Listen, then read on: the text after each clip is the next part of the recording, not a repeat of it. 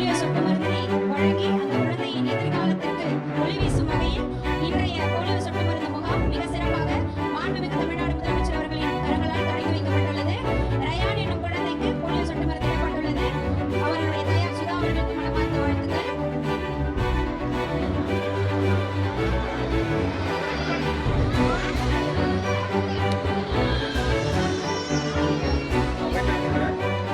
செய்திகளை உண்மைத்தன்மையுடன் உடனுக்குடன் தெரிந்து கொள்ள தி கிரேட் இந்தியா நியூஸ் சேனலுக்கு சப்ஸ்கிரைப் செய்து எங்களுடன் இணைந்திருங்கள் எப்போதும்.